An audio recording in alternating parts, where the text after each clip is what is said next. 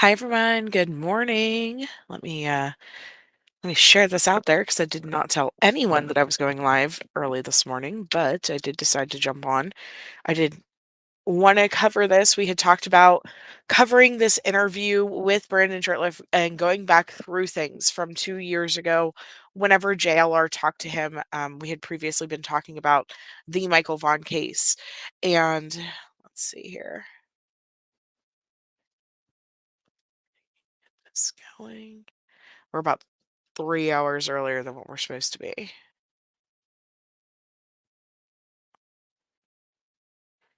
So let's see here.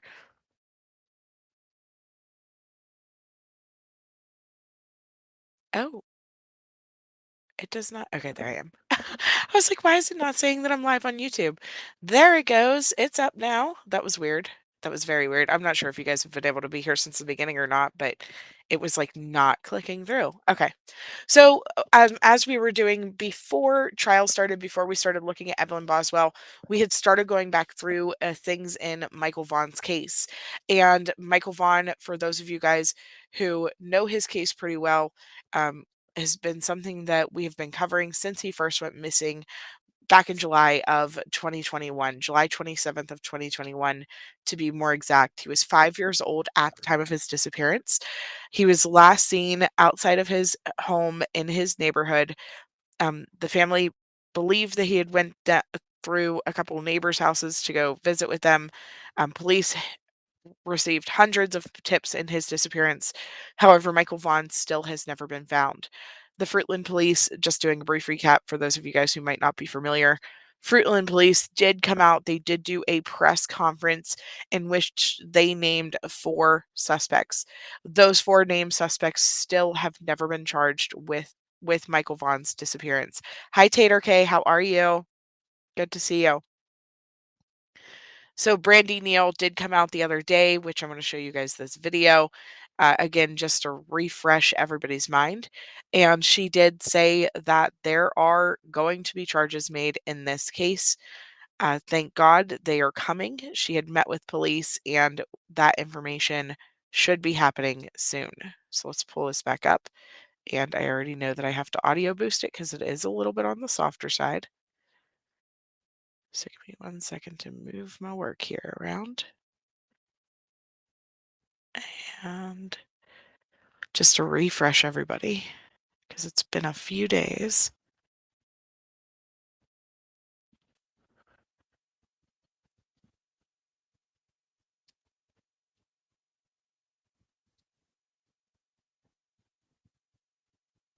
Hi, everybody.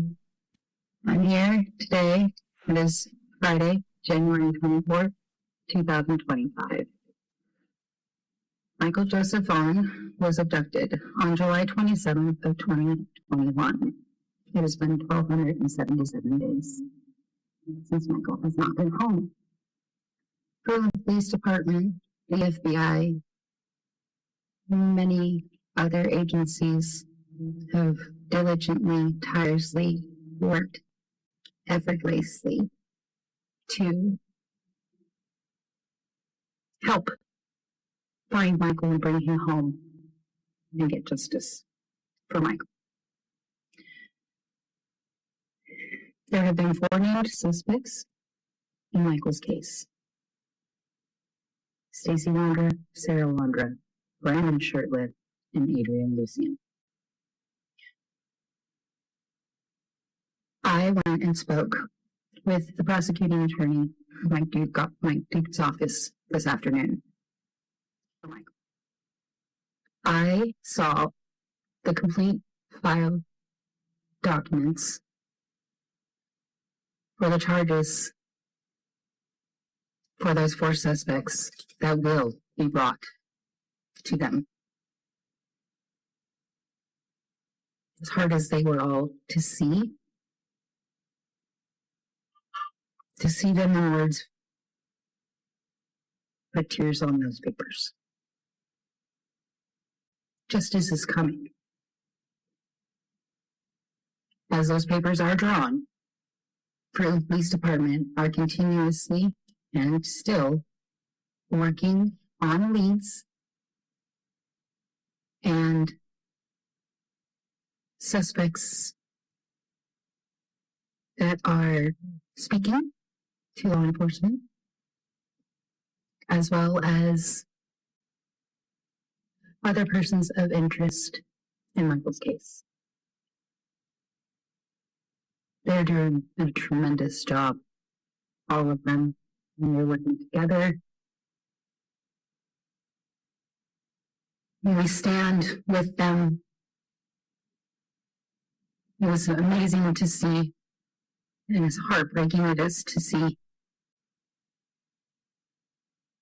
Nobody's giving up. And those charges, they are coming. I saw them in black and white. Thank you, everybody that continues to support the law enforcement and our justice system, our Piatt County justice system. They're going to get justice for Michael. So, Sarah, Stacy, Brandon, Adrian,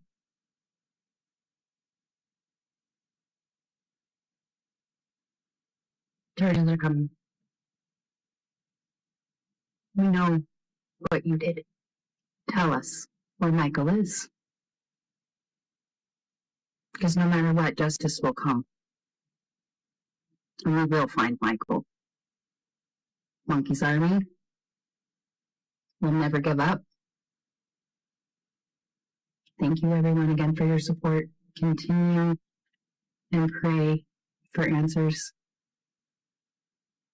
And please continue to support our law enforcement and the prosecuting attorney who will be trying these suspects in the abduction of our son, Michael Joseph Vaughn. Monkey. Monkey?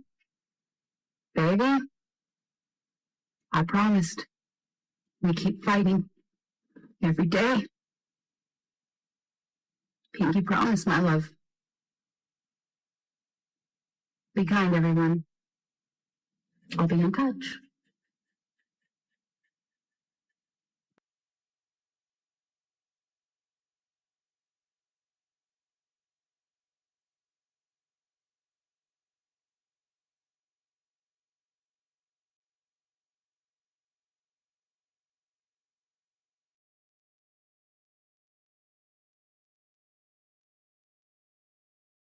So that is just to refresh you guys on what Brandy had to say about everything. Hi in the bushes. Hi, Ringo.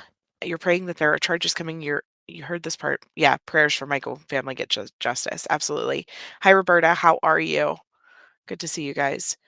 So I just want to remind you guys that the 4 suspects, a lot of this started because Stacy Wandra had gone to police and told police that basically these people were involved and that Michael Vaughn was buried in his backyard.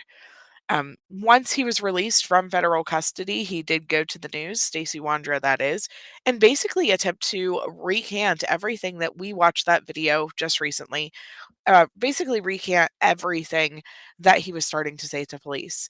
Um, and so I'm just going to read down through this article. Again, this is all to refresh the case in everybody's minds in case you are not as familiar. So it says, I'm here to clear my name. One of the suspects in Michael Vaughn's disappearance says he was not involved. It has been 2 months since Stacy Wander was released from the federal custody, convicted of a gun crime unrelated to the disappearance of little Michael. So Fruitland Police is now calling a suspect in the abduction of Michael Vaughn And or sorry, one of the Fruitland police suspects talked to News 7 for the first time. Stacy Wandra is a suspect in the little boy's disappearance. His wife, Sarah, was previously charged with failure to report Michael's death, but that charge was dropped several months later. However, she remains a suspect. Along with the Wandras, police labeled two men who lived with them, Adrian Lucien and Brandon Shurtliff, suspects who absolutely know what happened to Michael. 5 years old at the time, Michael disappeared from his Fruitland home on Southwest 9th Street on July 27th, 2021. In November of 2022, crews searched and excavated property where those four suspects lived at 1102 Red Wing Street in Fruitland, just a 2-minute drive from the Vaughn's home. Police said they had credible information from someone who lived with the Wandras, but that Michael's body was there. All human remain dogs brought in alerted two remains, but ultimately Michael was not found. Police believe he was buried in the yard and then moved. Fruitland police sent probable cause to the Payette County prosecutor last summer to be presented to a grand jury. The chief said the grand jury hasn't convened yet, but they will soon.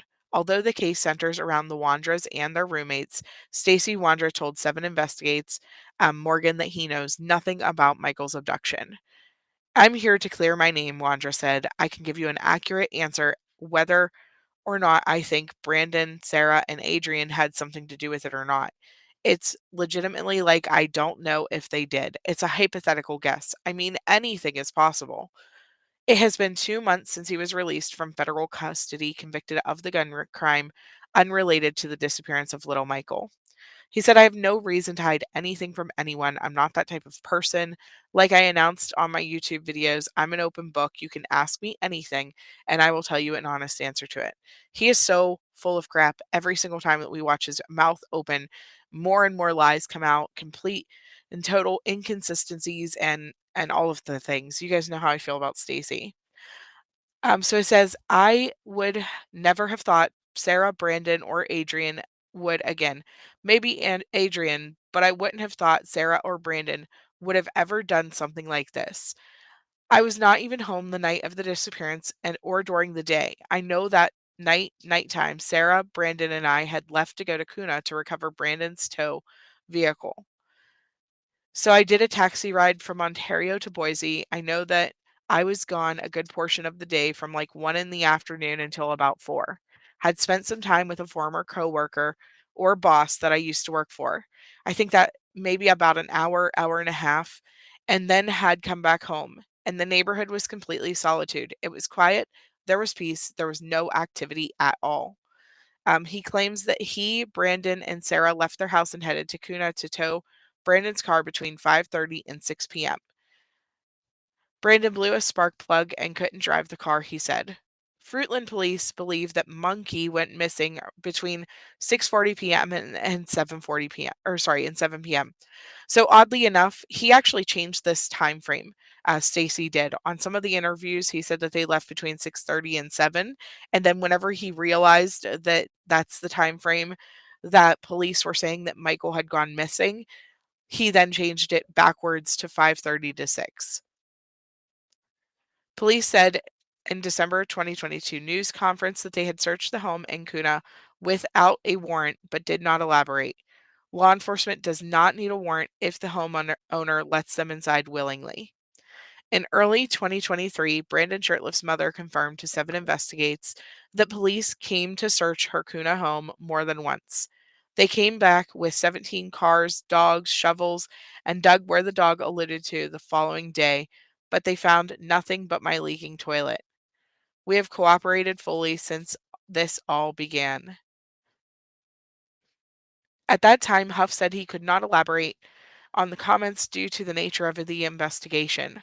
Wander said when they got back sometime between 9 and 10 p.m. that night, they noticed an excessive amount of people walking around the neighborhood down A Street. We had stopped and asked what was going on, and they said that a boy had been abducted or had been taken. It was news to me and it was news to Sarah. From what it seemed like, Brandon and Brandon. Wander said we then carried on and went home, and at the time we got home, Brandon and Sarah decided that they were going to look for the boy, and I was in the process of getting the vehicle detached from the truck because it was taking up a whole length of the street pretty much. So Adrian and Brandon and Sarah all took a trip to Boise in the morning before I did my taxi ride. And it was Adrian who wanted to go see his kid, and his baby mama or whatever was going to bring his kid to him to see him and meet them wherever they were, like Applebee's or somewhere. He claims Adrian stayed in either Boise or Nampa all night.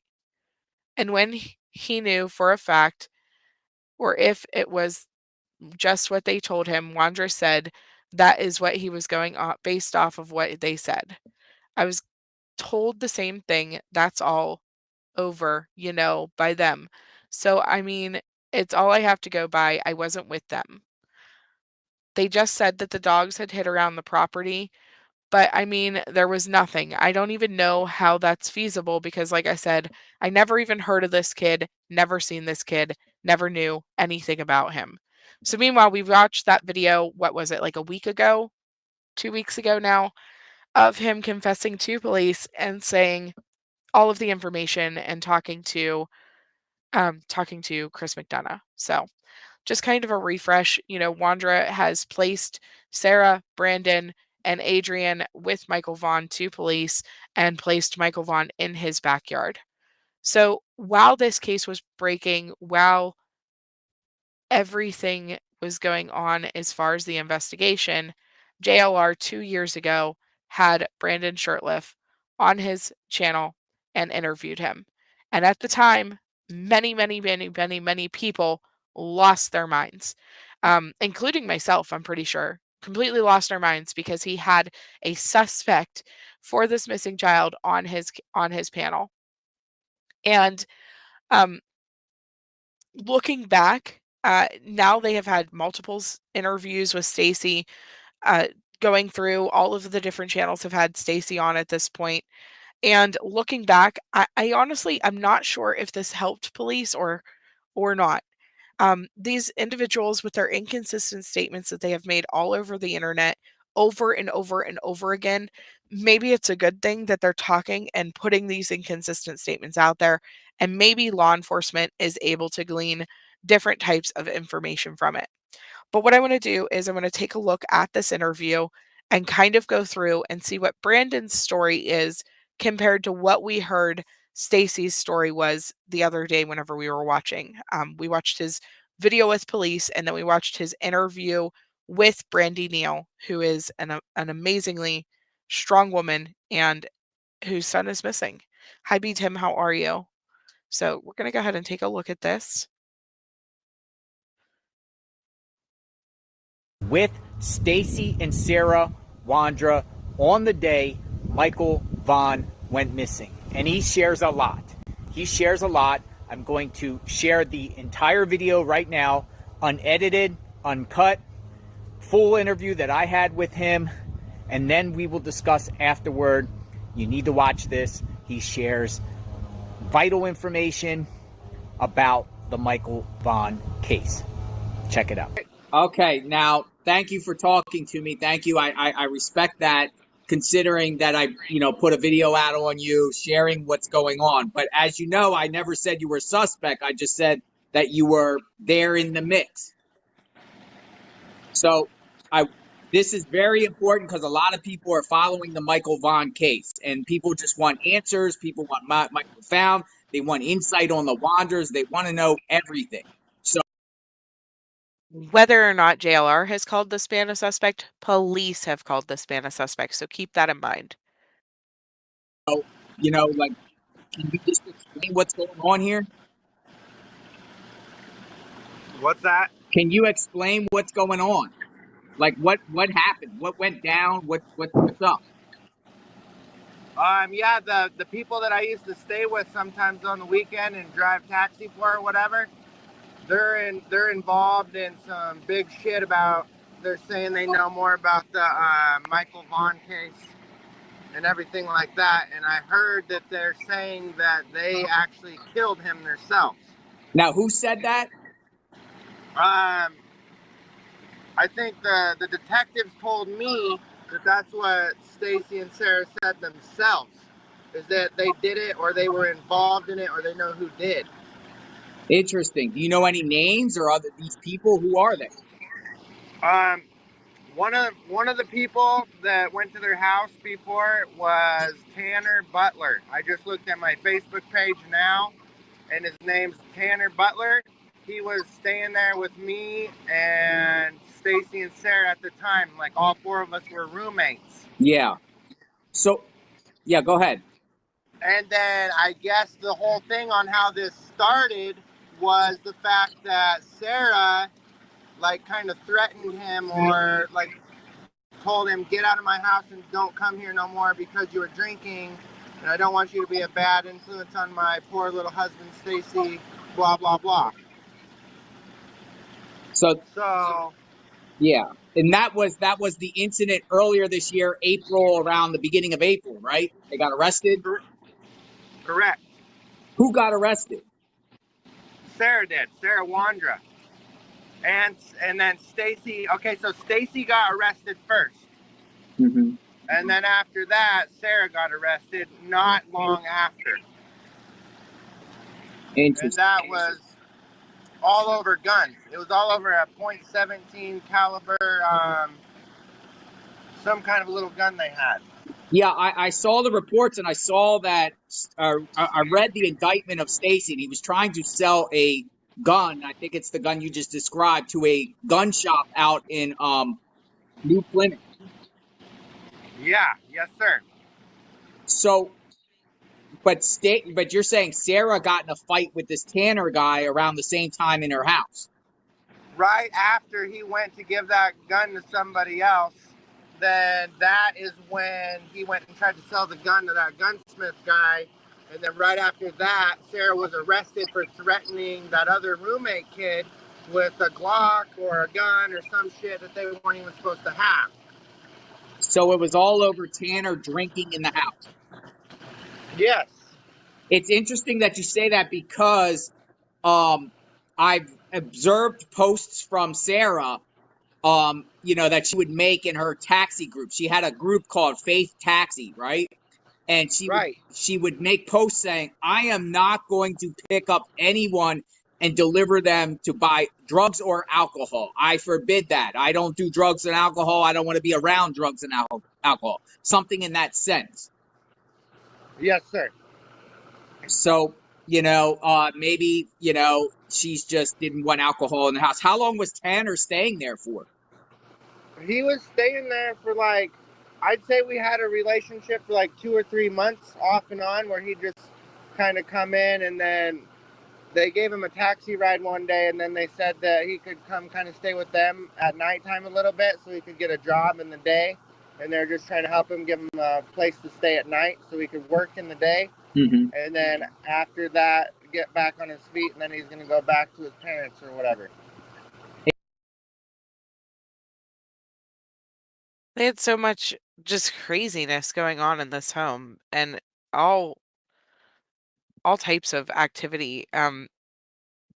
It's interesting, the online portrayal that Sarah was putting off versus what was actually happening inside of the house.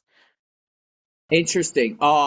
So how long were Of course, this is according to Brandon. I mean, we don't know how much of this is true even. you there at the house for? I probably knew him for 2 years in total, and I probably stayed with them off and on for a year because I went out and drove taxis at their little Faith Taxi business. Yeah. So I take people to Walmart and give them groceries and help them out in the community and stuff like that.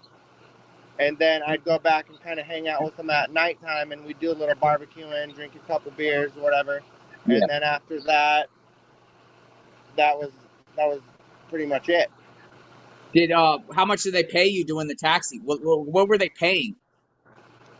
Usually they charge like $2.25 or 50 cents a mile. So basically they'll go out and let people go where they want to go, and they just cover the fuel and give them like a little tip or whatever. to Did help they? them with groceries. Okay. Did they have other people working for them besides you?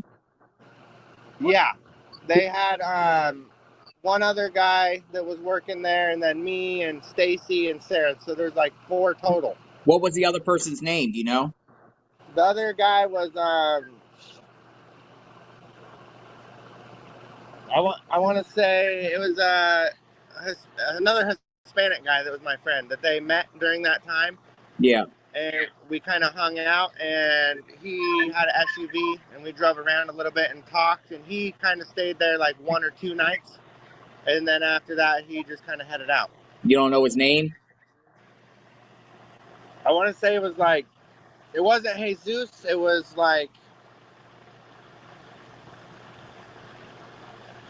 it was kind of like Caesar or Jesus, kind of like one of those names, but it started with a J. But it was. He just got done saying that it was one of his friends that he got hooked up with him, but he doesn't know his name. How does he not know his name?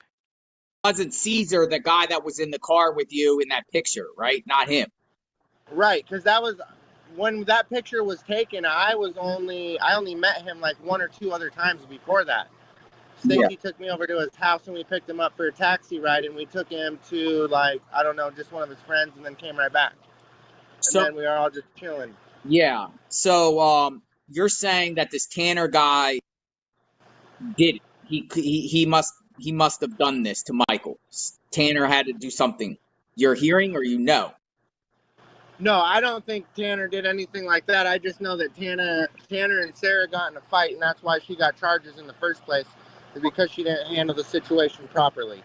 Okay, so going back to the couple weeks ago when authorities went to the Wanderers house with a warrant for the property to dig up looking for. Do you guys think that this Tanner, because like whenever Brandy did her thing, she said that there could be more charges outside of the 4 suspects. Do you guys think that the people that he's talking about, this Tanner, that they're going to end up being implicated in all of this as well, with at least guilty knowledge of what possibly could have taken place? Michael, what brought them there? Like who said what? Who said what to bring them there? Did the detectives tell you? I think that they said that the cadaver dogs, they brought dogs over there and it alerted, like on a scent trail or something. Mm-hmm. And there was rumors that there was a little tricycle bike over there and a little shirt or something like that. But why would people spread rumors? Are you thinking they were just trying to pin it on them? Possibly. Yeah, I think that they were. I don't know. Yeah, because it is interesting, and I'm so dumbfounded on this because we all want answers. Everybody wants answers, right? Everyone wants the Right.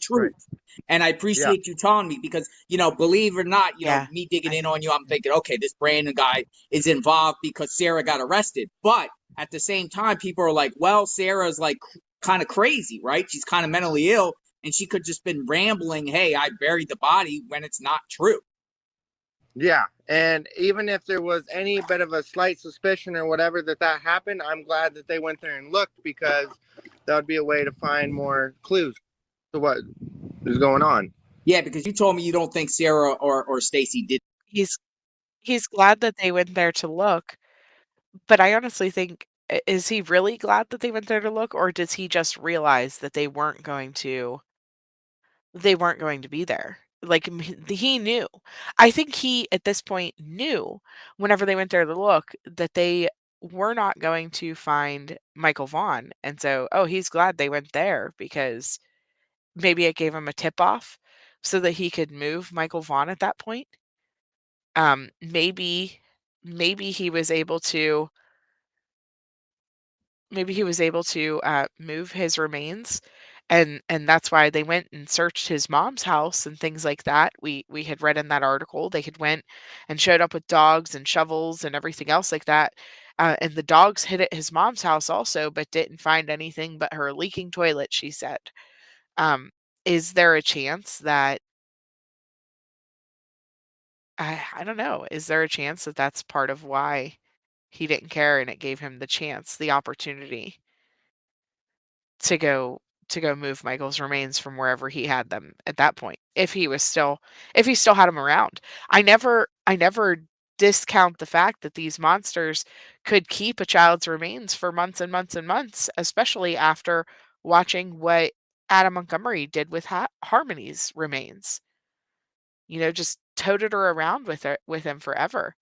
Um, and actually, so BC just shared a case last night in our Discord, and I think it's something that we're going to take a look at, because it reminds me, it sounds like Harmony's case.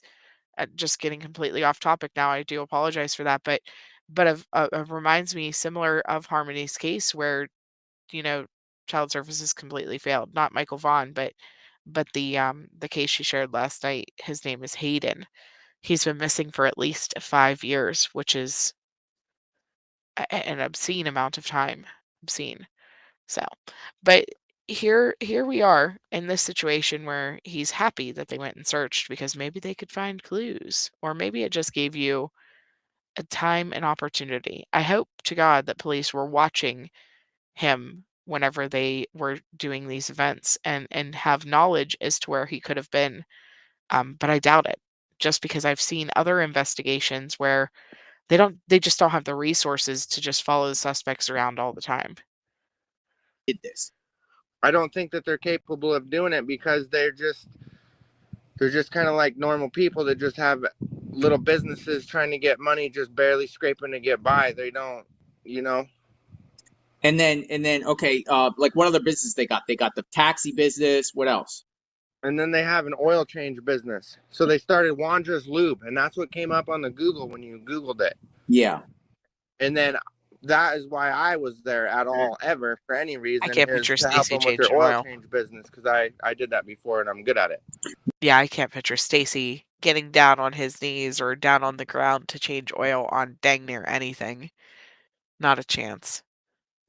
Where would they do the So oil change at their house there, or another location? they had a little shop over there in Ontario, Oregon, where they did oil changes. They were renting it out.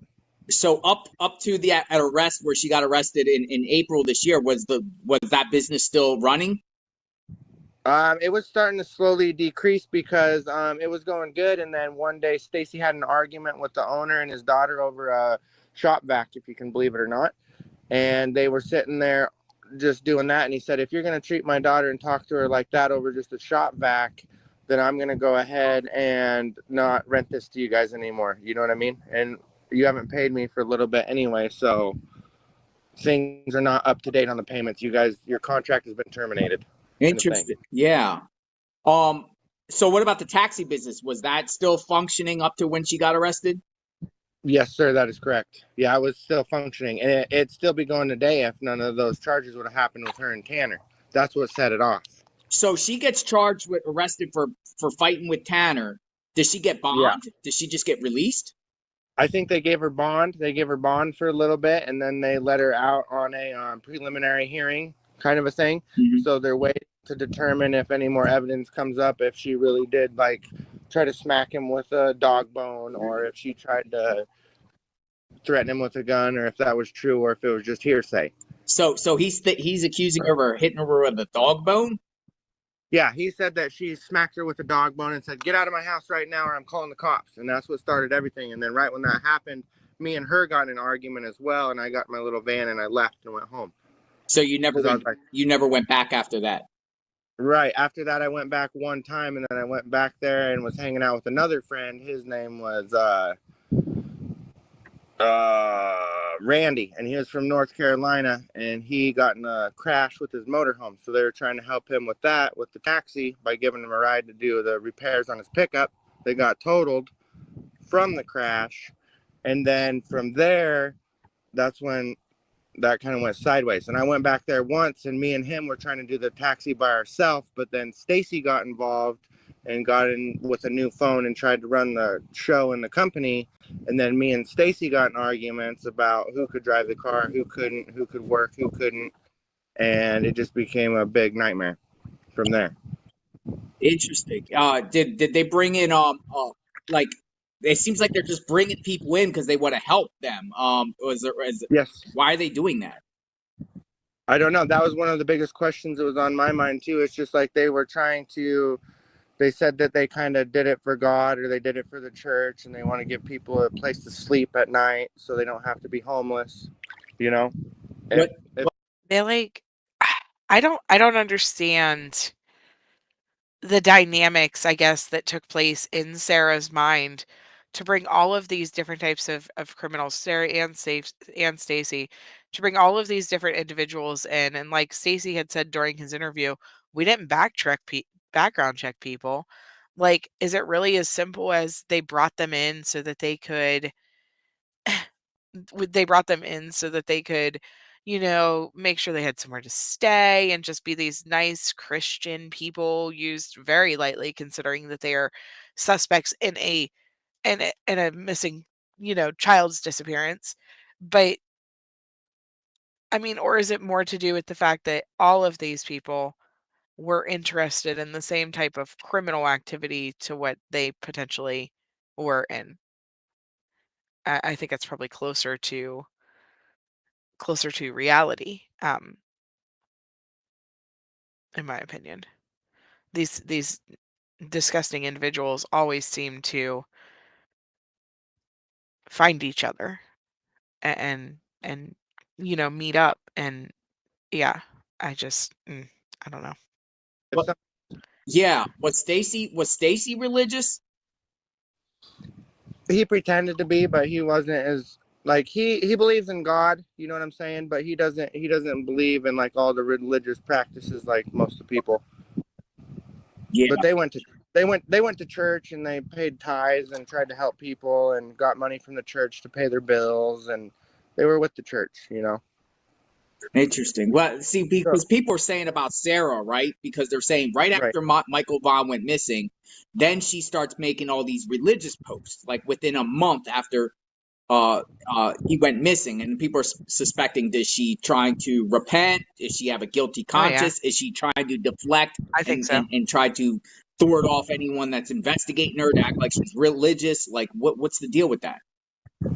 Yeah, I know that they always kind of like hid behind it or they went with those kind of things. Like the whole time I was there, they just say, "Oh, we believe in God and God tells me what we should do for the day and how to help people and we believe in doing good to the community and it'll come back around." Kind of like Hid behind it. It was the right word at the beginning. She definitely was trying to hide behind it and relieve whatever type of guilt that she has in this situation, in my opinion. 100%. a good karma thing. Yeah. And so that's why like they were kind of like good charity worker charity people, so I don't know why they would go from that to getting caught with guns and then trying to run off with the story that definitely didn't happen in front of my eyes or else I would have reported it too, you know. Yeah. So that's why it's questioning to me. And that's why I'm asking you questions, because maybe you have the clues of the idea, but you're saying that they couldn't have done it. Now, let's go back to that day Michael went missing, right? So Yeah. that morning, where were you all at on July 27th, 2021, the day Michael was reported missing? Where were you guys at in the morning? Okay, so earlier that day I spent the night there because we came in towing my car from my mom's to their house and we came back over there, and then right as soon as we were getting the car back to the neighborhood, the whole neighborhood was on high alert looking for the little boy Michael Vaughn, and they said he went missing right that day earlier, right before we came in with the car we were towing. And then right as soon as that happened, I went out and tried to look for the kid with Sarah. We got in her little Toyota car and drove to the gas station and drove around after we got out of the pickup and then tried to look in the field to see if he went down by the river or if he could be out just wandering lost. And, that's what hit my mind first. Inserting himself into the investigation and going to search, probably to see if anybody was talking about them, if anybody was saying that they had seen them. Remember, this guy was likely the person that the police had released the picture of walking down the street prior to Michael's disappearance. They had been seen at the splash pad earlier that day, likely lurking and waiting to try to grab a child that had been left alone or unattended. And unfortunately, at that same time frame, Michael Vaughn wandered out of his house, and went to the neighbors, and the neighbors sent him home, and unfortunately, he did not make it home. He did not make it home. Um, so his version of events, I really think that them going out to search was just so they could see, did anybody see us or are we in the clear? In my opinion, of course. Completely completely speculating. And then from there, it was me and Sarah. We went to the gas station, got some milk, and then did this and that and came back. And then right when we got back, Carson had his pickup next door with a light bar on it. Mm-hmm. So I said, hey, we need to start this up and kind of go look in the neighborhood and the farmer field and the river. We got to go find this missing person report that just came out, you know? So that's what was on my mind right when it happened. But earlier, before that day, before we towed the car, we went to Applebee's. And there What was a time was guy that? that was earlier in the day after we woke up and had breakfast and watched TV and coffee. And then we went, me and Sarah and one of our other friends that was there visiting for like a week or so because he came in from the airport. He wanted to go visit his family over by Nampa area somewhere by the Karcher Mall. Who was that? So that's Adrian. Is that the Adrian Hernandez? No, that's a different guy. Adrian Hernandez, I was locked up and incarcerated with him at the Canyon County Jail earlier this year.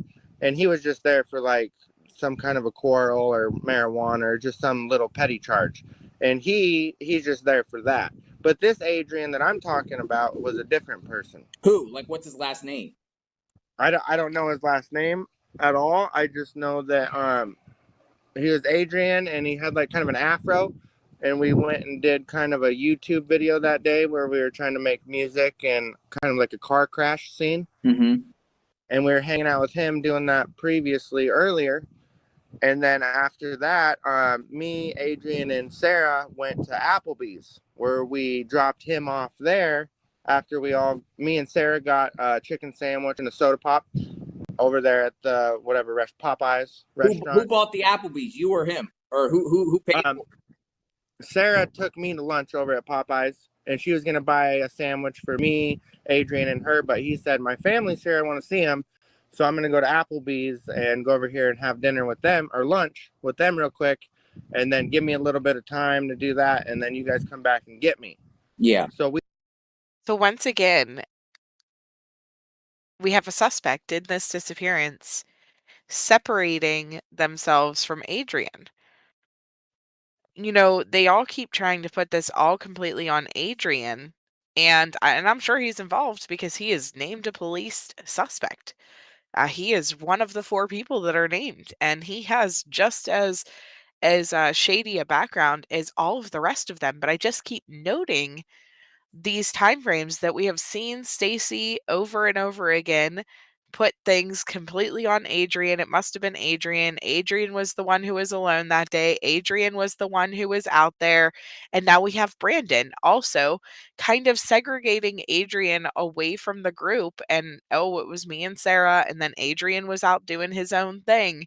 And it just makes me wonder how much of the cover up slash afterwards events did Adrian maybe know and could have very much so been involved with, but I don't know. I just, oh, I find it very interesting. That's all I'm saying. Hi, Lana. How are you? I just find it very interesting that once again we have this segregation of Adrian from the story. Um, and I trust police. I trust police have evidence that put him involved in this. But it's just over and over again, we're seeing that. we did that, and in the meantime, me and Sarah were bored just kind of driving around the mall, and we didn't know what to do, so I drove back over to my house to get a water bottle and fill it up with water to bring back over to their house because I didn't like their water. Yeah.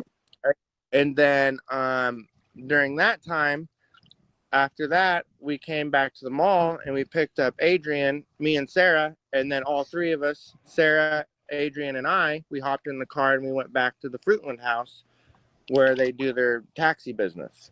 All right. So where was Stacy during all of this? He was back at the house. So Stacy said, you think Stacy stayed home all that day? Stayed home? I don't. We left him there at the house. I don't know if he stayed there the whole time or not. To be honest, Was anyone else there with him? I don't think so. I think it was just him home alone at that point, And and they that had was before we went to tow. dogs and cats there. Yes, sir. Yeah, they had one hound dog and like 3 or 4 tuxedo cats. So Stacy's there. You guys go out. What was Adrian doing at the mall? He was just visiting his girlfriend and his son, and then after that we went over to Macy's and kind of went in there and shopped around for clothes a little bit, and we were playing on our iPads and just taking pictures, goofing off.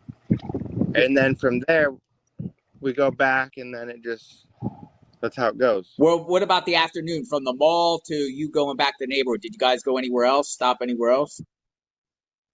We just went over to a pawn shop, I think, just kind of look around at the pawn shop a little bit. And then I think he bought like an iPad, or he was trying to get a new iPad, I think. That's Adrian, right? Right, yes, sir. And then I just minimized that for a second because I wanted to check the exact date of this interview. And so it was on November 25th of 2022. This is after they had dug up the backyard at the house and after I'm sure he had been questioned by police multiple times. And so I'm wondering, obviously, if you were not involved with a crime that took place on a certain day, like, for example, say a year ago on July 27th, what were you doing? That day, the next day, the events leading up to that day, could you remember exactly where you were, just being told a date and being questioned about it? Back-to-back events, like, he has a full timeline here with this interview with JLR, and so something about that day stood out for him to be able to even recall events on those days, in my opinion. Because if I'm just some random Joe Schmo, didn't have nothing to do with anything, and have no significance in that date, I don't think I'm gonna recall. Even if you have the standout of, "Oh, that was the day that we towed my car."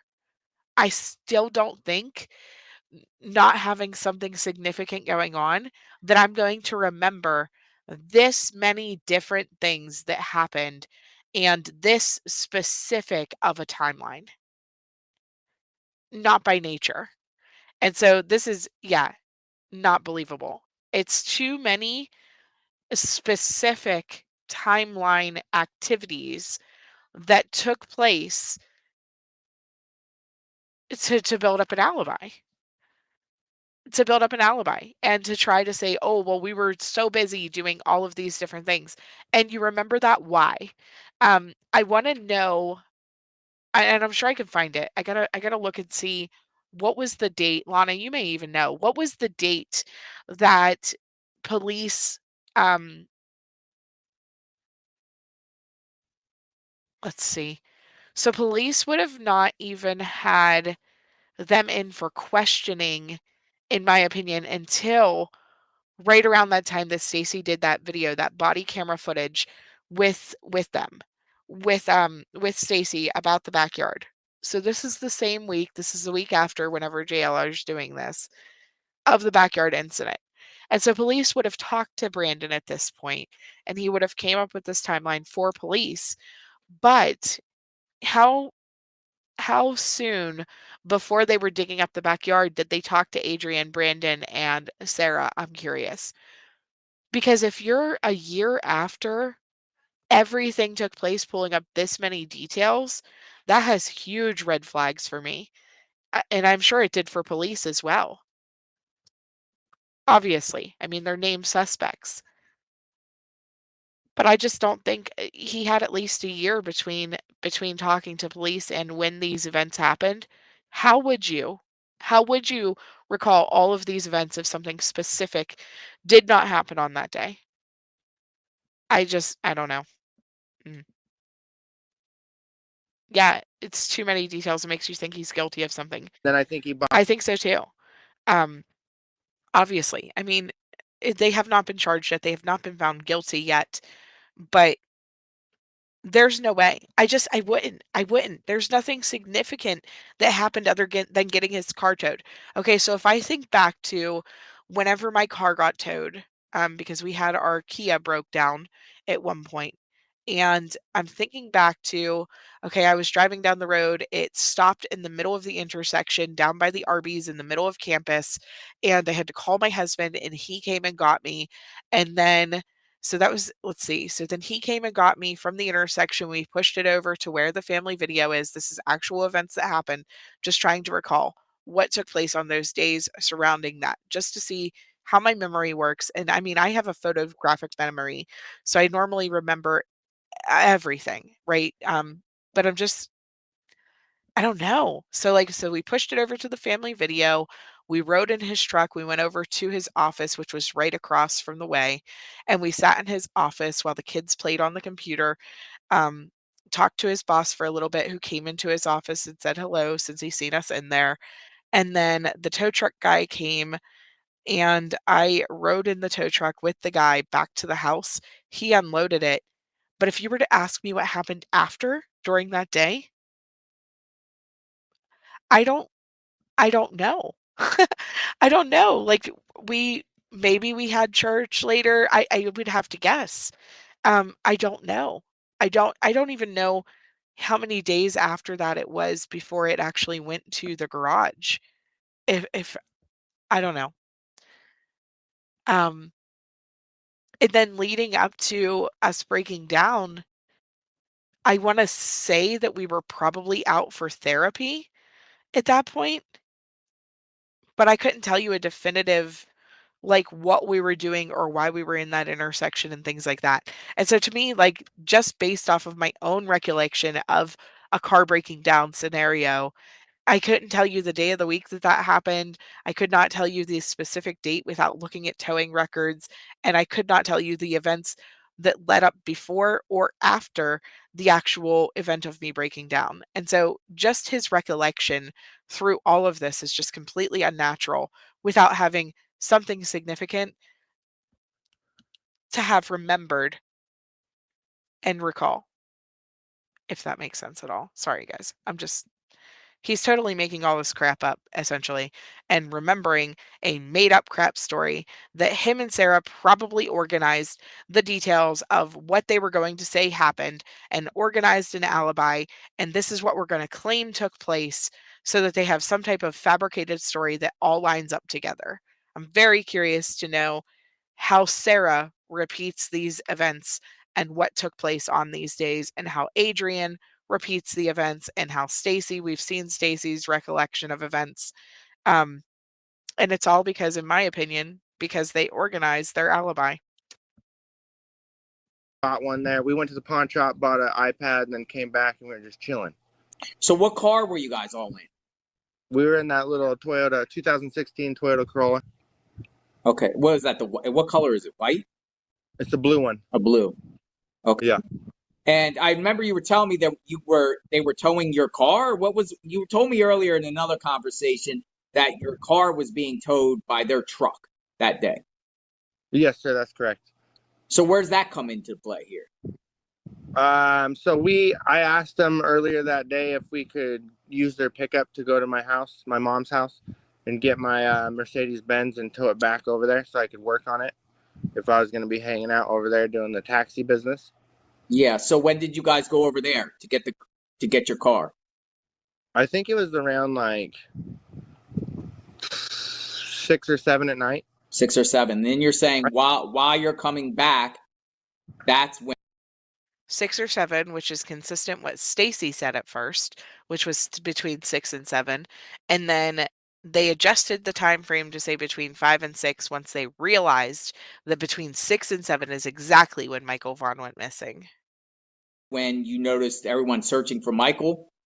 Yes, sir. Yeah, I remember going to the gas station. We were probably at the gas station filling up like right at 7. Right at 7. What gas station? There's the Chevron right there just up from their house. Yeah. So what, where you were seeing people out there looking for Michael, or you were seeing police? I was just seeing police cars cruising around, and I was seeing a lot of like the neighbors going out in their cars cruising around, and just like the whole subdivision from the left side to the right side. They were all just out, everybody walking around and looking, and flashlights. Search and rescue was there, police, everything. But how did you know they were looking for Michael? Because so when we were pulling into the subdivision, Sarah was driving the pickup, and she stopped and talked to the neighbor that was coming down the road the opposite way. Mm-hmm. And she stopped right there in the middle of the road, and they both opened their doors and they started talking to each other right there. Okay. And And you told me you never seen Michael Vaughn before in your life prior. right, I never met him or his parents ever before. I just know that they're neighbors of where I was staying over there with the Wandras. They live like diagonal. Yeah. What about the okay. Yeah, I got so many questions. All right. So Adrian, where's he from? I think he's from California somewhere. So, but how did he get up there? Like, how did he end up there in Idaho? He just flew in from California to come see his son and his old girlfriend or whatever. But where did Sarah meet him? Like, how does she know him? I don't know. I think he just randomly like called their phone one day from the airport and said, "Can you give me a ride from here to there or whatever?" And that's probably how those two met. Yeah, because obviously, Sarah, according to this arrest affidavit, she's claiming that this Adrian guy helped bury Michael in her yard. That's what she said, according to the arrest affidavits, or the neighbors. She also said the neighbor's yard too. Right? So Yeah, people are wondering who's Adrian. yeah. He's just some.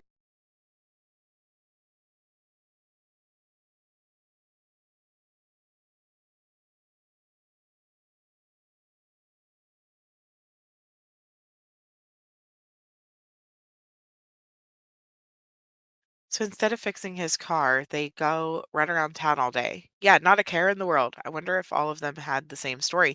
Me too. And now here we go. So Adrian, according to Sarah, is who helped bury Michael in the yard. So are they separating Adrian out because Adrian was directly involved? I don't know. I still find it odd though, because Sarah's separating Adrian out in a completely different way, saying, no, he's who helped me bury his body. Oddly, this guy answers fairly quickly without hesitation to most of the questions. I agree. He's right on it. But that also makes me wonder, like, would you be able to recall exact events like that and to just like rapid fire answer?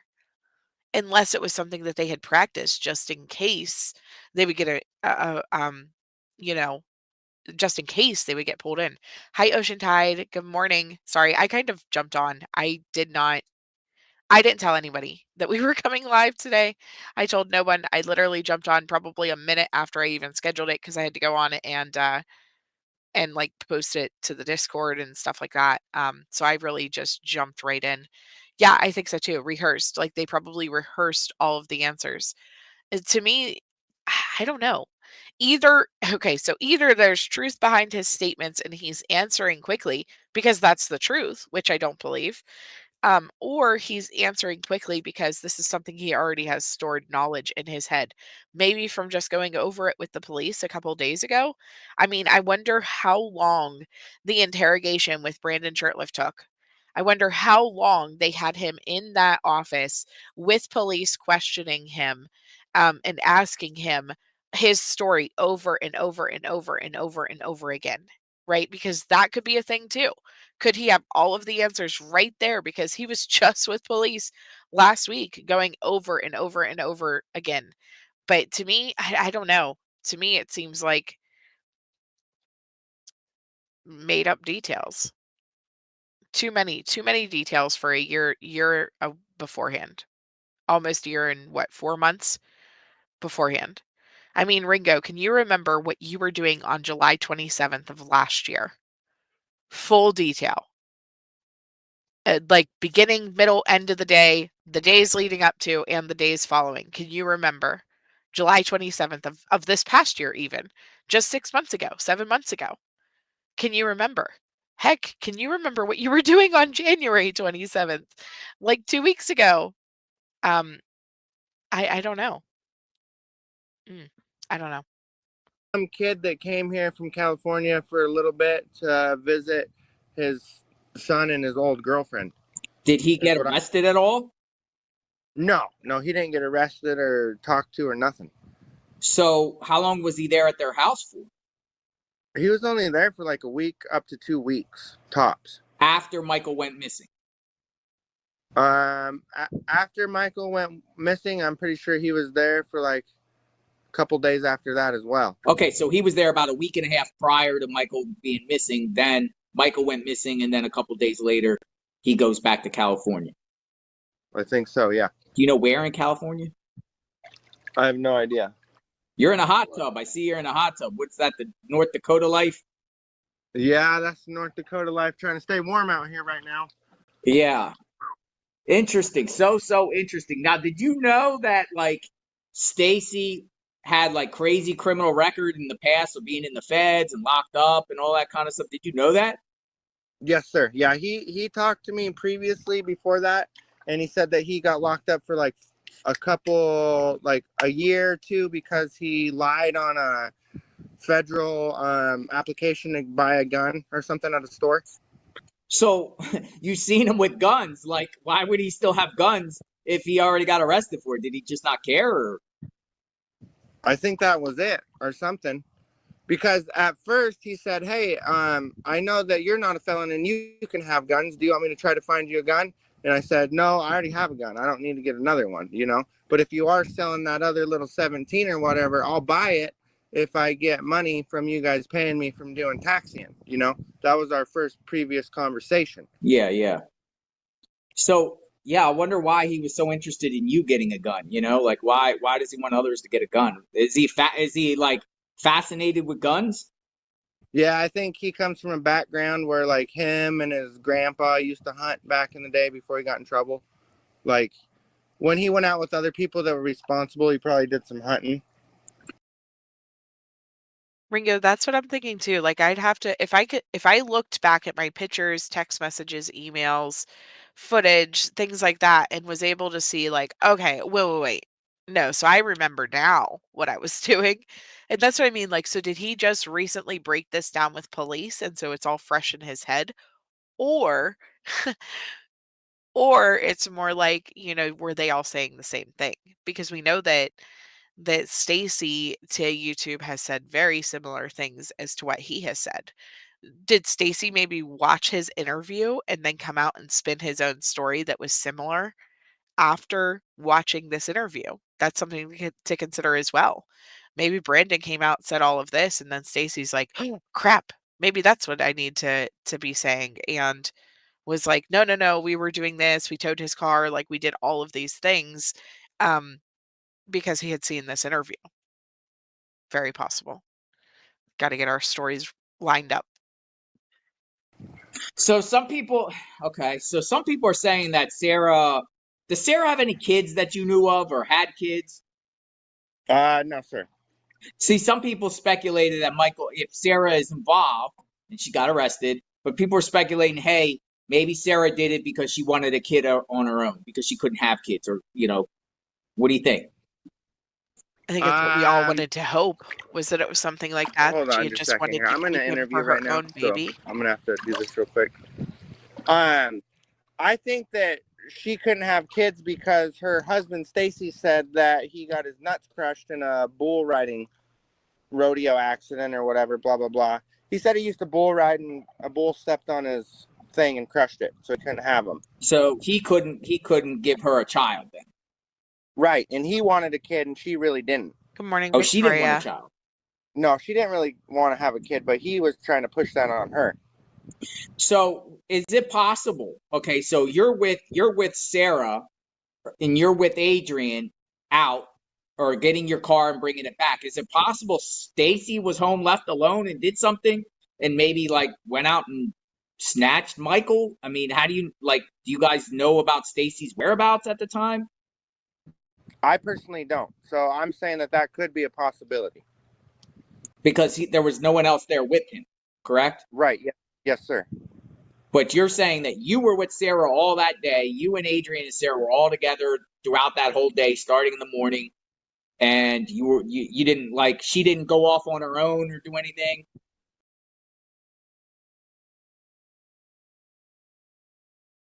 Just sharing this to remind us this is the image of the person that walked down the street. This is not Stacy Wandra. Stacy Wandra looks like he could have eaten this guy. This is not Stacy Wandra. He has admitted to people that this was him in the photograph.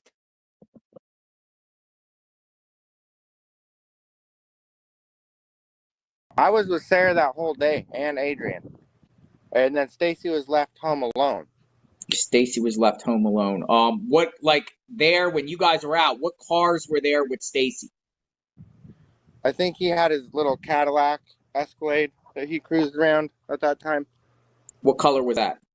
It was a white one, an older one that he traded his pickup in for. That when that pickup started to have a couple issues, instead of getting it fixed, he just traded it in.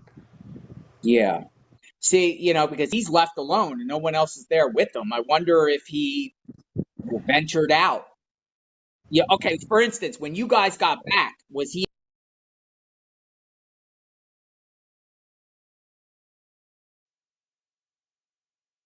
in the house?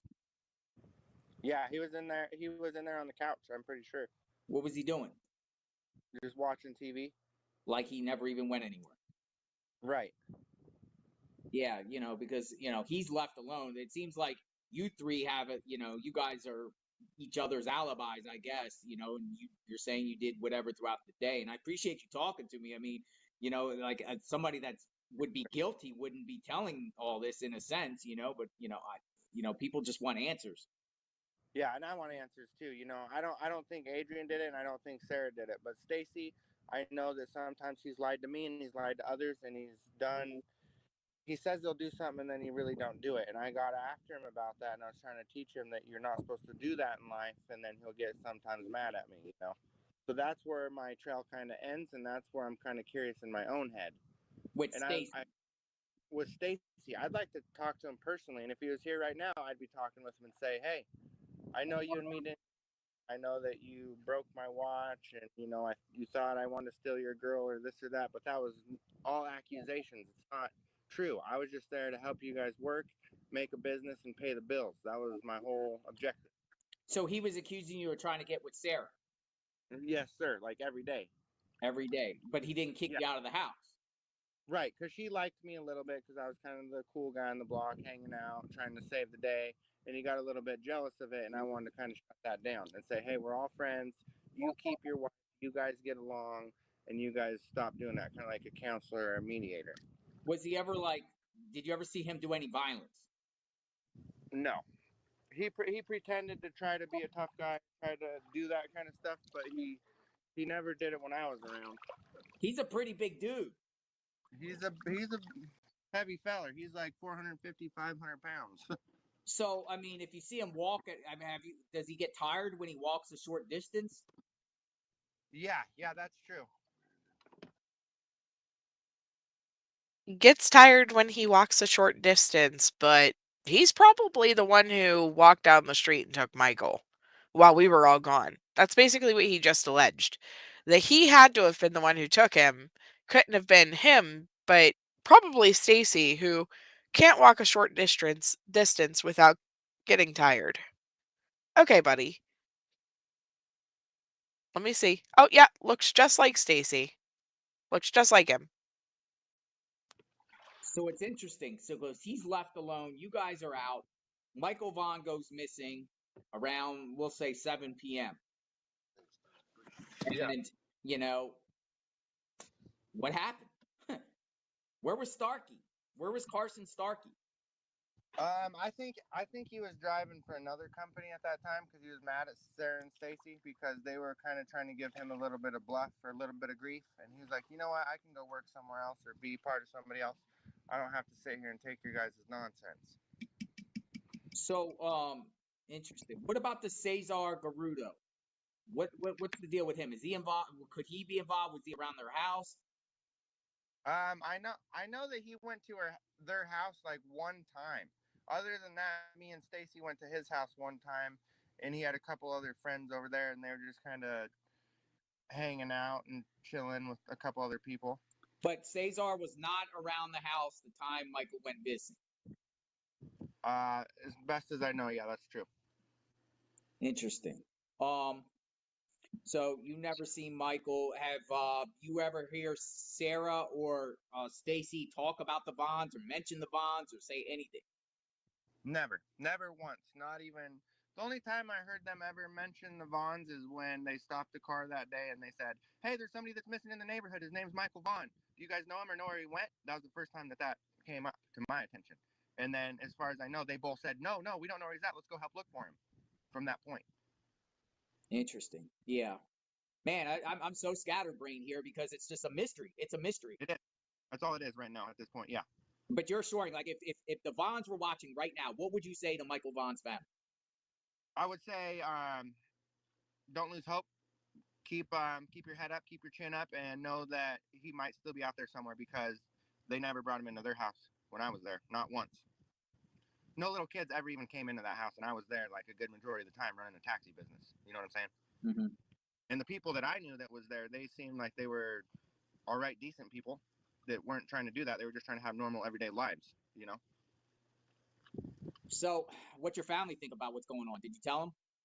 Yeah, I told them the police and the detectives and everything. They've been at my mom's house since I've been gone, doing like siding in Montana and stuff, trying to pay bills, and they're beside themselves and just scared and freaking out. Don't know what's happening, what's going on. So, do you His mom has let the police go there and search each time. That's what we were reading in the article, that she's had them there with, I think she said 17 police cars and dogs and all the things. do you feel like the detectives think you're involved, or they just want to ask you more about the Wanderers? What is the detectives' reasons of coming to you?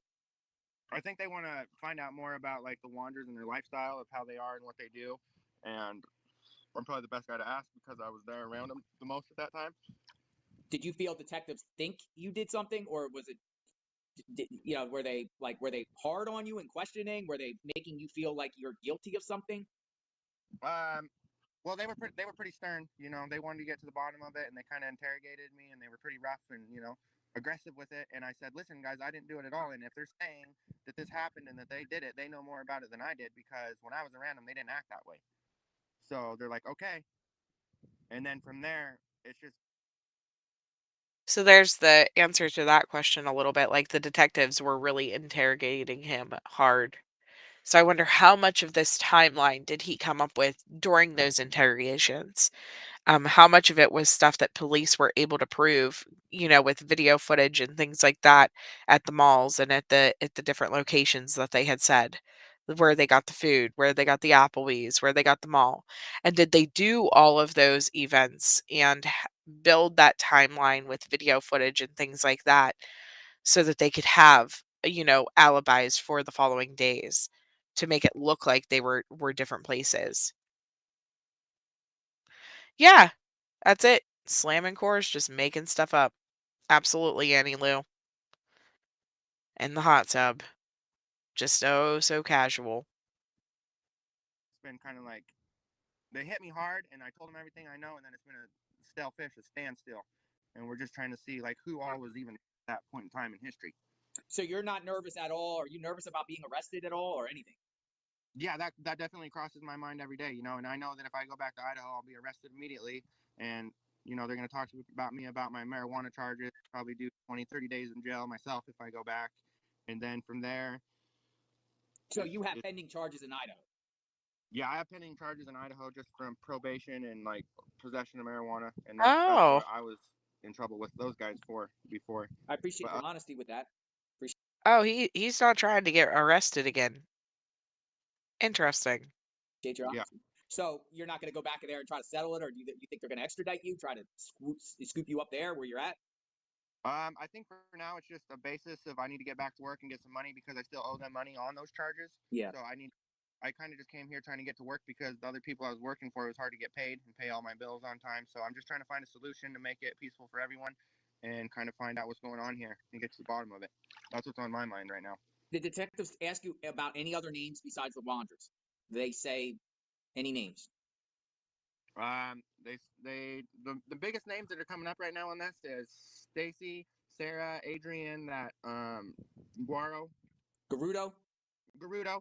Yeah, Caesar Garudo and me, and I think that's it from that very day. No mention of Starkeys. The Starkeys, I know that they had previous charges from stuff, whatever they did in their life before. I don't even know, but yeah, they said that they went to their house and asked them. They asked Mr. Carson Starkey and his mother that was hanging out there, and they questioned Dorothy, his ex-wife, that she can't really hear that good. She has to write everything down on paper and what she heard or seen or knows or anything like that. So I know that they've been there. I know they dug up the yard, and it's a big case, big thing here. So you've been so now you've been what, Googling around following this case? Yeah, and yes, sir. And then I seen your YouTube that you put out this morning. You know what I mean? And my picture right next to those guys, and that's when it really started to hit home. And I was like, I got to find everything I can do to help. I don't even care about me and my freedom anymore. I need to figure out what's going on here, and stop the lying and bring the truth to everything that I can and help. Yeah. Do you think, based off what you've been seeing, do you think any of the Vaughns are involved?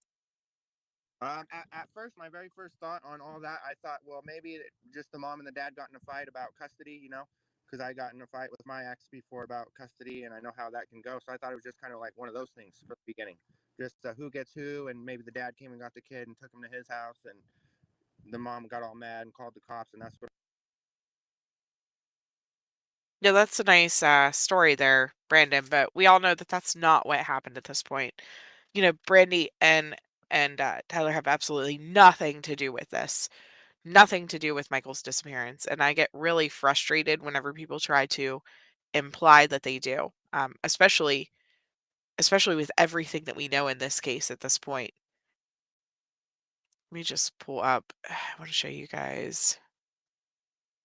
This guy is actually in a relationship with someone, and they're in love, and it's just disturbing to me that anyone could date or be interested romantically in someone who has this type of thing looming over his past. A missing child. Like, what did he do with this missing child? Allegedly. What I thought it was from the very beginning. Yeah. And then my second thought from there is that he might have went missing. Might have went out from his neighborhood because he was trying to go play with other kids like that, his age, and he might have got out in that field and went too far down. There's that Snake River right there by the Ontario-Idaho border right there. So I said, I hope he didn't fall in there and didn't know how to swim, or if he swam to the other side and got lost, or who found him, or what, because there's a million bazillion possibilities that could happen right here. Yeah. Inside the Wander house, what does it look like inside there? It's just a regular, like, double wide kind of a trailer house. It's not a double wide, but it's a manufactured stick built home. Just a regular 1, 2, 3 bedroom, 2 bath, and a garage house. Do they have a basement? And they have a crawl space under there in their master bedroom. You walk in their master bedroom, take a right, and there's like this little crawl space right there. And I know that was open one day, and I went in there and looked, and there was like some kind of one of their cats that got down in there and pissed everywhere. Oh, really? Why were you looking down there? Because it was open. Oh, you were just seeing what it was. Yeah. What about an attic? No, the door was open, like they wanted their cats to go down in there or something. Or like that was another. I don't know. I went in their bedroom and looked to the right one day, and then that thing was open. Their basement crawl space door. Where's it at in their bedroom? Under their bed? Is it noticeable? Is it hidden? It's kind of, you go in their bedroom and then you go straight into their master bedroom. There's a shower on the left, and then right when you turn to the right, there's just like this little hatch door that opens. But if someone just you could see the hatch from the wall, or you could tell something's there. I mean, is it hidden? It's cut into the carpet, so it's like just a big piece of carpet with like a little square kind of cut out on two sides, and then it comes open. Do they have an attic? No, sir, I don't think they do. Is their house Is their house at the time you were there? Was it all dirty, messy, clean? For the most part, it's pretty messy. I think I Kind of saw. I think I saw a photo of you sleeping on the couch. Yeah, I was. That's pretty much the main spot where I hung out. Is just answered phones off the couch and went and drove taxis and went back to the couch, played PS4 and drank some beers and went to bed. Who else was in that house that you've seen when you were there? Like anyone else that we haven't named that was inside that house ever? I think there was like three or four people at least when I was there that came there. And this one guy, he got in trouble for like a BB gun and some knives or something like that. He went outside the house because him and another person other than Tanner got in a fight with Sarah about staying in the house and God and religion and all that. And he went cruising around the neighborhood and he had like some kind of a knife deal. And he was threatening that if he doesn't get to come back in the house, then he's gonna like slice some people up or do this Oh, and that. what's his name? I'm not quite sure on that. It was just some guy that was kind of walking the streets of Ontario.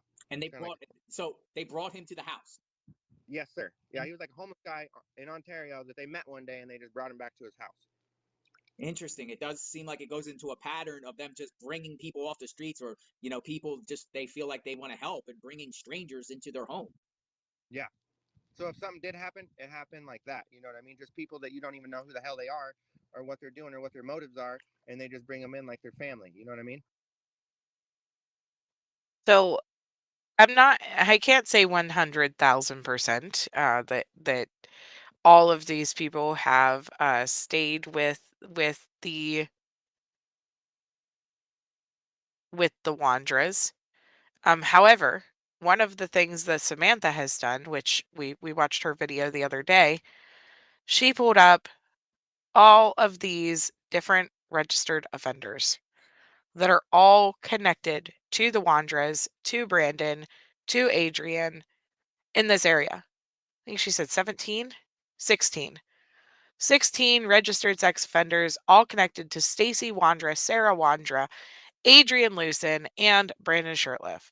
6 of which are directly connected to just Brandon and Adrian, and 1 connected to the Pope twins. She said, pretty sure it's their father, actually. 2 were Stacy's roommates after leaving Kelly's aka Hot Mess house after or before going back to prison last time, and he is not supposed to be around felons. So many connected to the neighbors of the Vaughans, so many RSOs, all are also connected to one another. So we talk about these people coming in and out of this home, and they're just always bringing people home. They always just want to help somebody who's down on their luck. They always just want to, be these good Christian people. How many of the people that they were bringing into their homes were sex offenders?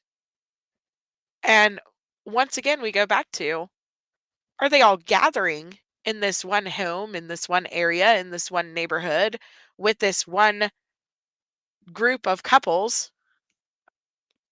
with these same 4 individuals conveniently, who just so happen to be the suspects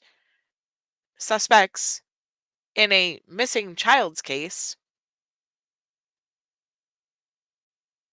have all of these connected to them one way or another.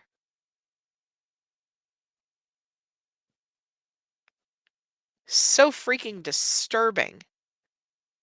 And don't forget, women can be sex offenders too, you guys. Yep, birds of a feather flock together. So many were back to the beginning. I have no proof that these people stayed with the Wandras. I'm not entirely sure how Samantha connected these lists, but it does not shock me in the least. And so he's talking about all these different people who were in and out of the home and stayed with the Wandras, and they were just these good Christian people who wanted to help out.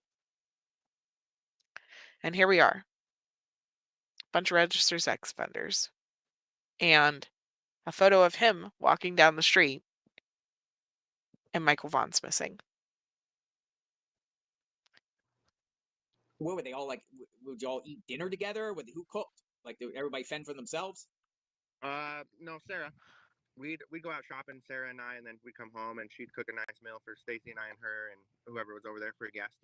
That was the usual behavior. Did Sarah use profanity? She tried not to, but when she got really super mad, yes, sir, she was good at it. What would she get mad about? She'd just get mad about her house not being perfectly clean or not things not being the way that she wanted them to be, and just a lot of OCD. She had a lot of OCD and things being just how she left them. Would she get mad at others or mad at herself? No, mad at others. Because like Stacy would leave something out and she would get mad. Yeah. So you right. So have you seen them arguing with each other?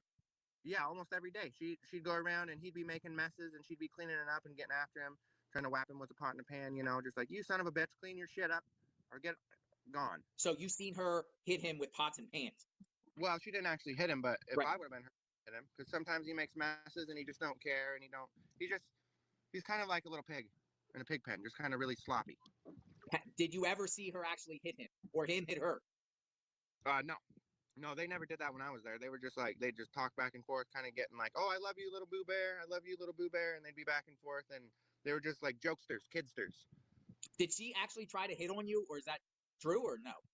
Yeah, that's true. Yeah, she liked me. She was trying to get at me pretty good there for a long time. And I said, hey, listen, you're married. You know what I mean? We can't even be on the same couch chilling together doing this and that. And I'm not going to give you and Stacy a kid. And I'm not going to do that. I'll help you guys do taxi. And other than that, I'm going home. And that's what made him mad. She actually said she wanted you to give them a kid.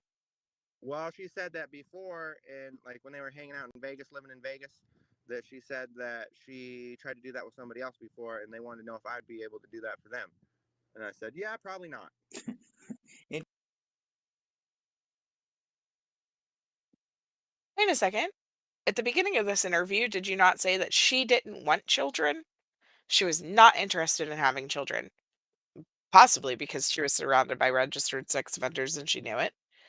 Or no, because now you're saying that she approached him about helping her get a baby and making that happen for her. For Stacy or for her?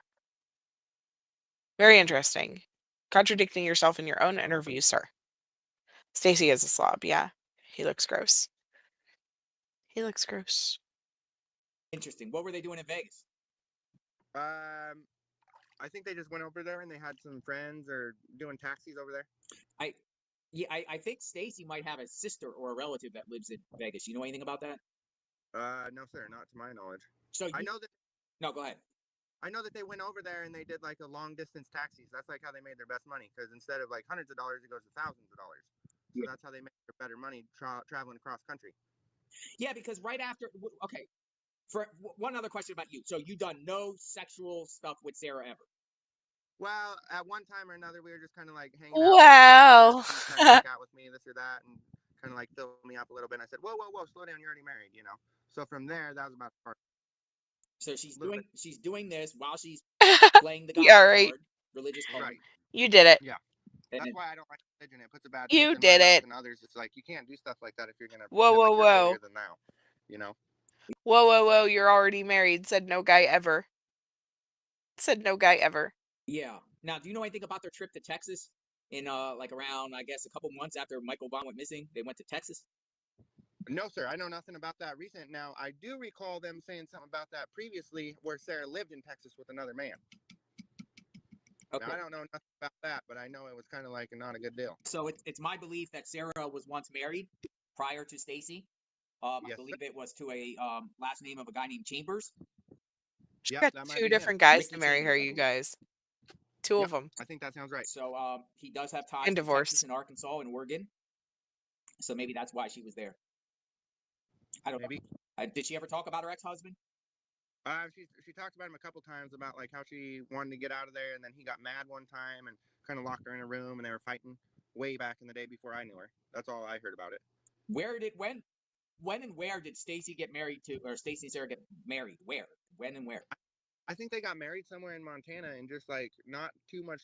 They were only married for a year or two before I met Stacy, and then after that, he was like, "Hey, you want to come to my house and hang out and bring the barbecuer in and meet my wife, and we'll have a good time." Like I think his grandpa taught him and instilled like some family values into him. So Stacy's a good guy when he don't lie, but he's got some kind of fetal alcohol syndrome, which prevents him from being normal.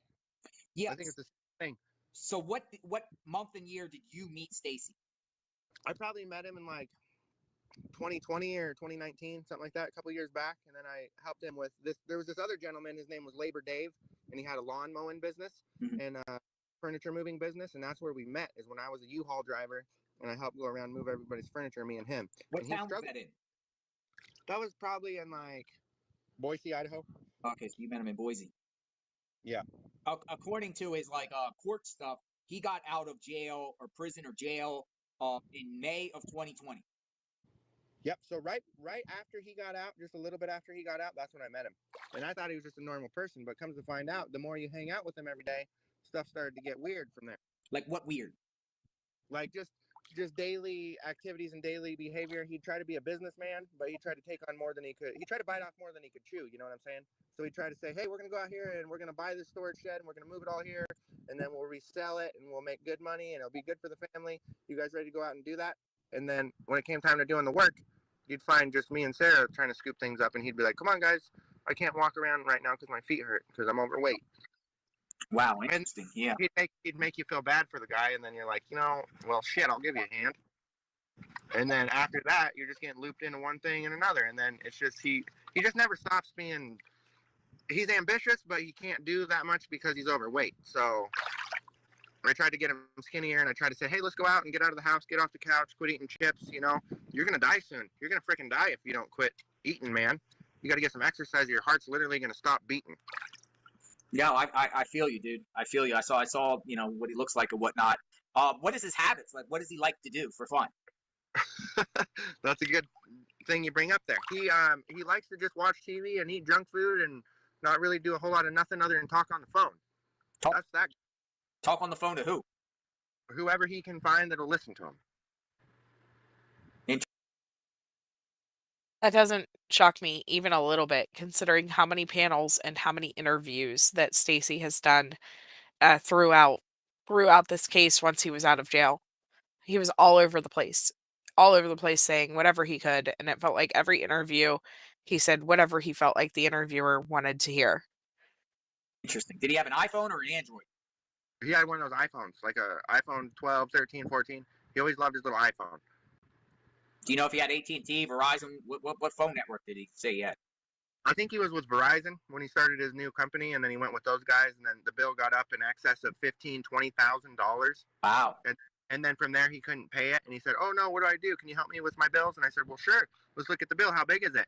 And you look at it, and it's like 20 grand, and he's just on there buying, like, new little phones and this and that, and, he's always taken on more than he can handle, and that was the biggest issue with me and Stacy.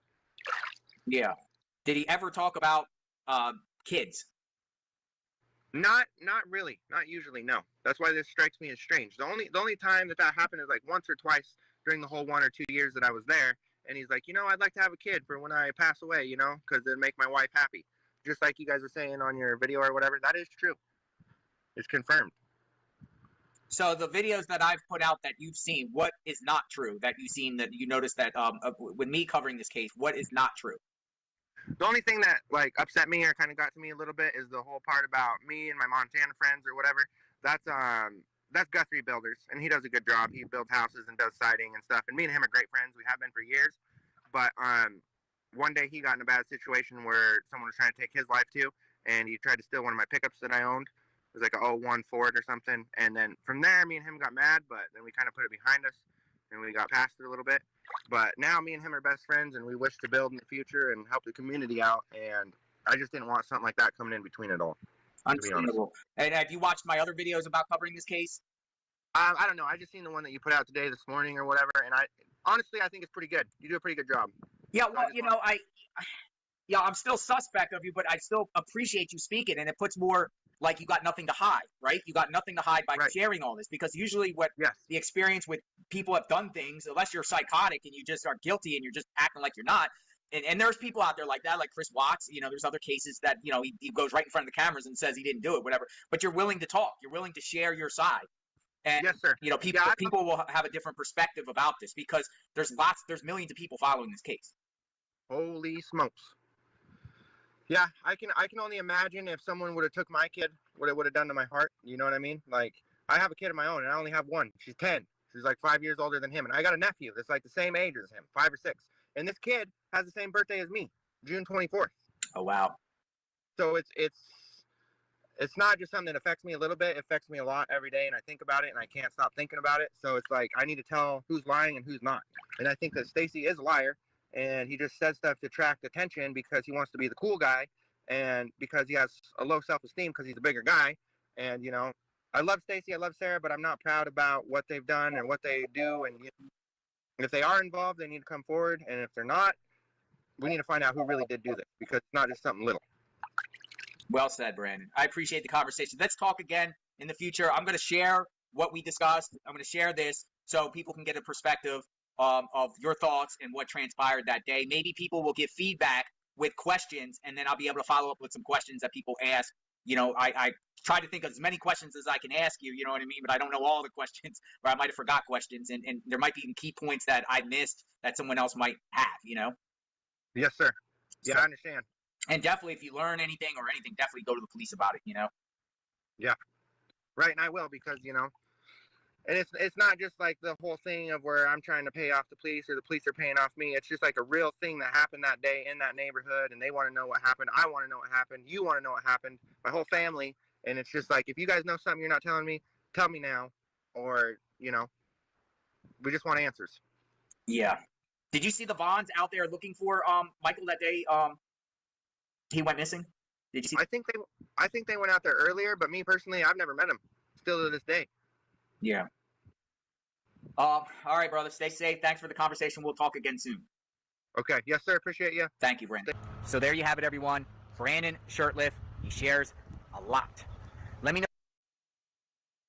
I wish that in a way, so like whenever this first came out, like I said, the YouTube streets went crazy because it was like unbelievable that he had a suspect uh come forward and do this interview, and a lot of people, including myself, were like questioning, is this the right thing to do? But now where we are in this case, and the fact that there still has not been an arrest made, and we're really just sitting here looking through statements. That is such a horrible face. Sorry, JLR. This is the full video if you guys want to see this. This is credit JLR Investigates. If you guys want to watch it without me pausing and commentating in between it, please do so. But I almost wish at this point that Brandon would have come back and done follow up and answered some of the questions that a lot of people have after this interview. And I would be interested too to see Brandon after hearing all of the crap that Stacy has said. I know that he's had interactions with people in Facebook groups. I believe I want to say that he did hop on panel at some point somewhere. Um, but I don't know. It's a lot. We're gonna keep looking through these different statements though, and looking through these different interviews and see what we can glean from it and what our opinions are of the case. We're not gonna solve it. Police, have to do that. They have obviously all seen this as well, but right, if you're talking on in YouTube can be used on court, right? It could be used in court. I agree. Yeah, Mama Bear, all these people living with the Wandras, but no one knows what happened to Michael. I call BS. If anything, it keeps his name in the algorithm. I know a lot of people are watching court today, and we will be watching court today in about 2 hours. We'll be going live with court. I like to do it delayed for Evelyn Boswell. But I still wanna make sure that we're keeping Michael's face out there. I still wanna make sure that we're keeping these other faces out there as well. We're gonna talk about Madalena this week as well while we're waiting for court and things like that. Um, and then we're gonna go from there. I mean, that's all we really can do. Now, today we're starting at 1 p.m. Eastern Standard Time for court. Tomorrow we're not gonna start until 2 p.m. because tomorrow I have homeschool co-op. But we are gonna continue watching it from behind and stuff, so anyways, guys, I am gonna jump off here and, uh, probably let's see. Oh, continued prayers for Brandy and her family. Let's see here. We are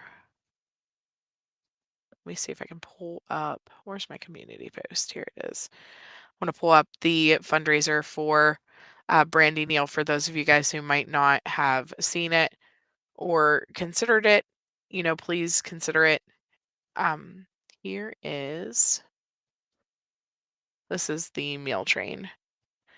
And so the original post says, many of you have been asking for how to help the Vaughn family while Brandy is waiting for her liver transplant. At this time, the family has requested assistance with meals on a part-time basis. When Brandy does go in for a transplant, the need for meal assistance will increase, and the meal train page will also open for financial donations to help offset the cost of family traveling to Utah to be with her. Please let me know if you have any questions. This was posted by Lana Westbrook in the Facebook group back whenever this was all posted, let's see here, 13 days ago, January 23rd. So here is the meal train, though. If you guys are interested in donating, they have meals that you can sign up for if you're a local. And then you could also post and send a gift card if you're interested as well. That goes directly to Brandy and them. Now, it is important to note that one thing was clarified in the comments. She has not actually gotten on the transplant list yet. She is still waiting to be on the transplant list and still going through the process to get approved for that transplant. But this is something that she does need that transplant. She is in a dire medical circumstances. And so, if you guys are interested though in just being a support and helping out this family, here is the link. I'm going to drop it in the chat now. Please feel free to do so. If you are not able to financially donate, that is fine. This family, more than anything, needs your thoughts and needs your prayers and needs you to continue to think about Michael Vaughn and put his case out there and discuss his case and talk and keep putting pressure on these suspects. One of these suspects knows something. Whether it is Adrian, whether it is Brandon, Stacy, Sarah, they are involved. They are named suspects and they were surrounded by different people. You heard how many different people JLR and Brandon named during this interview. You heard them. All of those people that might know something about what happened to Michael. Somebody needs to come forward so that this family can get closure and can have justice happen.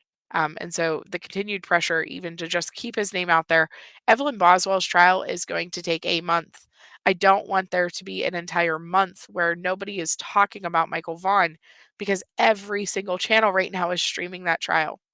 So just to keep putting this out there and keep saying his name and putting this pressure on these suspects. I'm going to show you guys all the suspects pictures again real quick. Real quick in a jiffy. Oh, and then we're going to close up. Maybe. Not as quick as I intended it to be.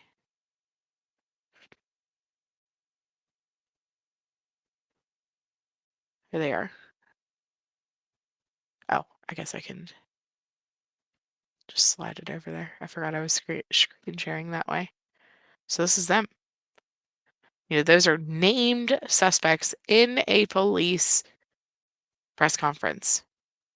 Not named by YouTube, not me guessing that they might be involved.